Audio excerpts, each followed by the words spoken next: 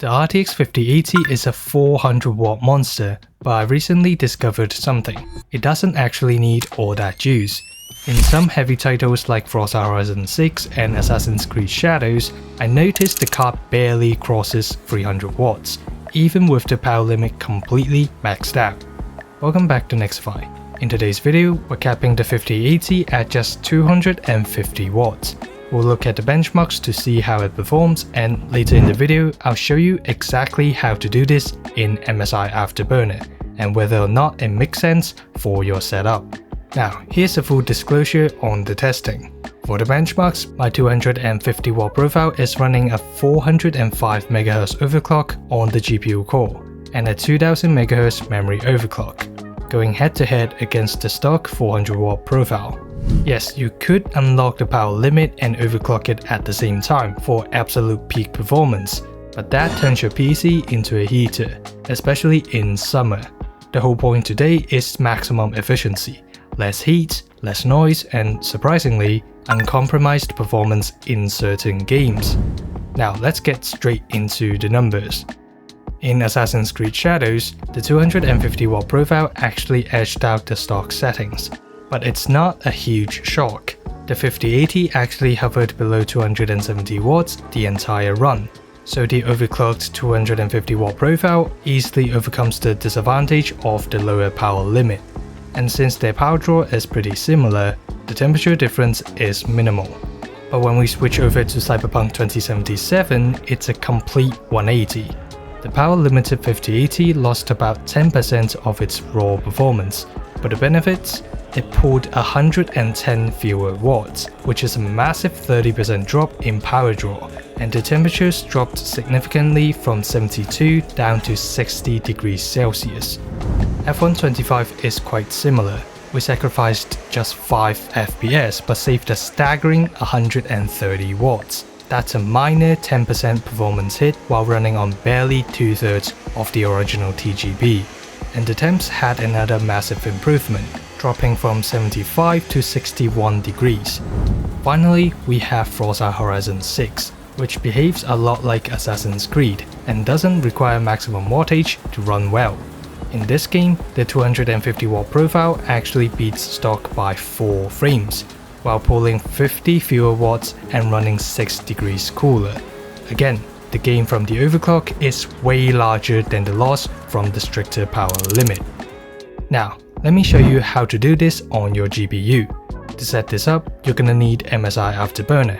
Grab it from the official website, run the installer, and open it up. Your layout might look a bit different than mine, but the main sliders work exactly the same. First up are the clock speeds. Blackwell GPUs have tons of overclocking potential, which is why they still perform so well while being power limited. For my profile, I overclocked the GPU core by 405 MHz, though I would recommend starting around 350 and testing your stability from there.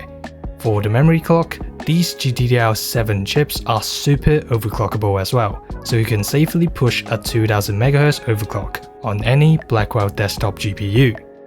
Next to that, you'll see a core voltage slider.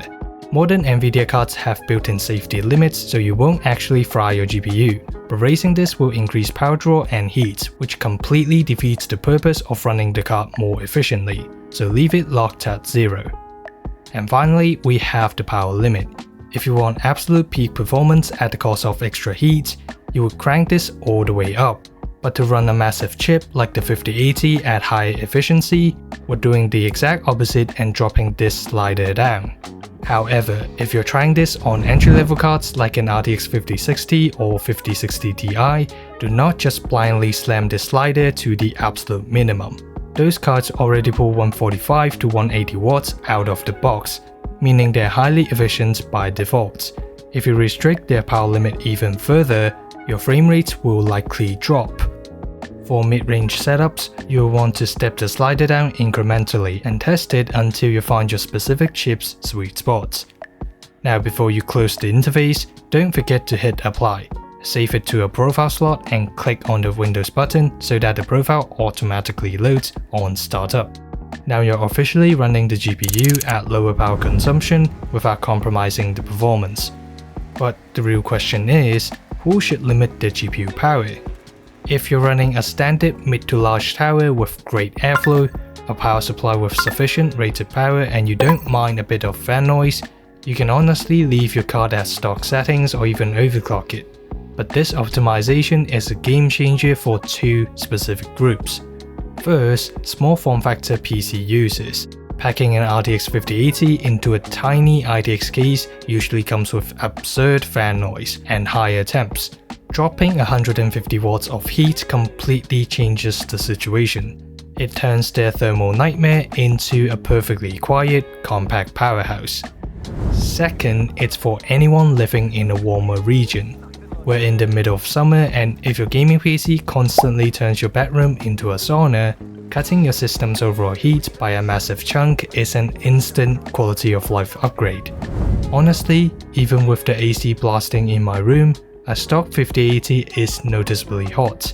This power cap fixes that instantly. But keep in mind that I only recommend trying this on an RTX 40 or 50 series GPU with a stock TGP of at least 250 watts. Lower tier cards already run on a stricter power budget, so cutting them down even further will completely tank your performance. Plus, older generations like the RTX 30 series just don't have an efficient processing node to do this. Samsung 8nm isn't as efficient as TSMC's 7nm, so don't get mixed up. At the end of the day, modern graphics cards are pushed incredibly hard out of the box just to squeeze out that final 2-3% of benchmark performance.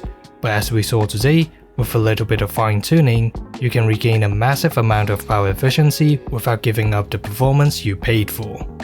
If you found this video helpful, hit that like and subscribe, and let me know in the comments below. Are you running your GPU fully unleashed, or are you gonna try this new method to find that efficiency sweet spot? Thanks for watching, and I'll see you in the next one. Nexify out.